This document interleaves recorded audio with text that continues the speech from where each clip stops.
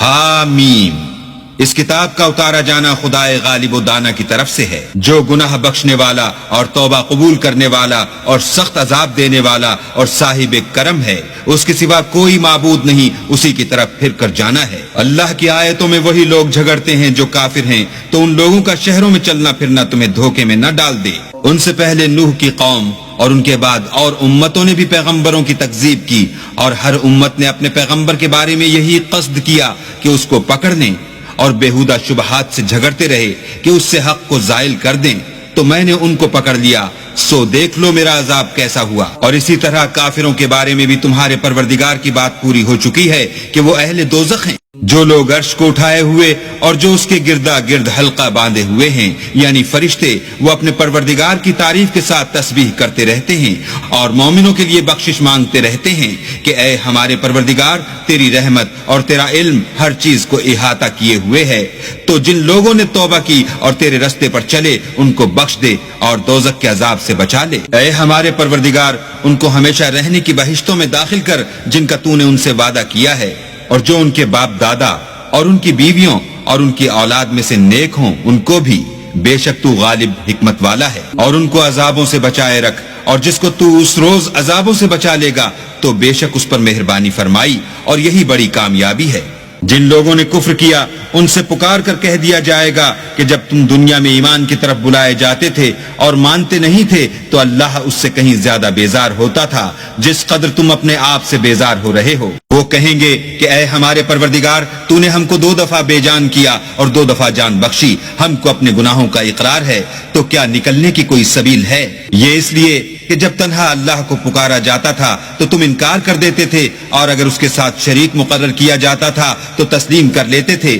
تو حکم تو اللہ ہی کا ہے جو سب سے اوپر اور سب سے بڑا ہے۔ وہی تو ہے جو تم کو اپنی نشانیاں دکھاتا ہے اور تم پر آسمان سے رزق اتارتا ہے، اور نصیحت تو وہی پکڑتا ہے جو اس کی طرف رجوع کرتا ہے۔ تو اللہ کی عبادت کو خالص کر کر اسی کو پکارو، اگرچہ کافر برا ہی مانے۔ وہ مالک درجات عالی اور صاحب عرش ہے، اپنے بندوں میں سے جس کو چاہتا ہے اپنے حکم سے وہی بھیجتا ہے تاکہ ملاقات کے دن سے ڈرائے۔ اس روز وہ نکل پڑیں گے، ان کی کوئی چیز اللہ سے مخفی نہ رہے گی۔ آج کس کی بادشاہت ہے؟ اللہ کی، جو اکیلا اور غالب ہے۔ آج کے دن ہر شخص کو اس کے اعمال کا بدلہ دیا جائے گا۔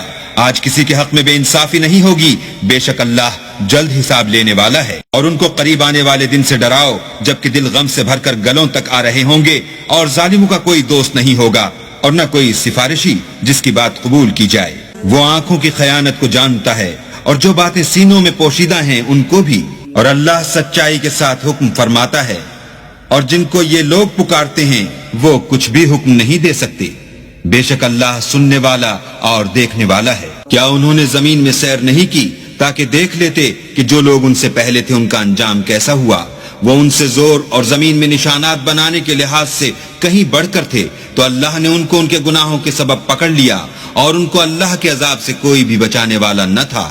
یہ اس لیے کہ ان کے پاس پیغمبر کھلی دلیلیں لاتے تھے تو یہ کفر کرتے تھے، سو اللہ نے ان کو پکڑ لیا، بے شک وہ صاحب قوت اور سخت عذاب دینے والا ہے۔ اور ہم نے موسیٰ کو اپنی نشانیاں اور دلیل روشن دے کر بھیجا، یعنی فرعون اور حامان اور قارون کی طرف، تو انہوں نے کہا کہ یہ تو جادوگر ہے جھوٹا۔ غرض جب وہ ان کے پاس ہماری طرف سے حق لے کر پہنچے تو کہنے لگے کہ جو لوگ اس کے ساتھ اللہ پر ایمان لائے ہیں ان کے بیٹوں کو قتل کر دو اور بیٹیوں کو رہنے دو، اور کافروں کی تدبیریں بے ٹھکانے ہوتی ہیں۔ اور فرعون بولا کہ مجھے چھوڑو کہ موسیٰ کو قتل کر دوں اور وہ اپنے پروردگار کو بلا لے، مجھے ڈر ہے کہ وہ کہیں تمہارے دین کو نہ بدل دے یا ملک میں فساد نہ پیدا کر دے۔ موسیٰ نے کہا کہ میں ہر متکبر سے جو حساب کے دن یعنی قیامت پر ایمان نہیں لاتا اپنے اور تمہارے پروردگار کی پناہ لے چکا ہوں۔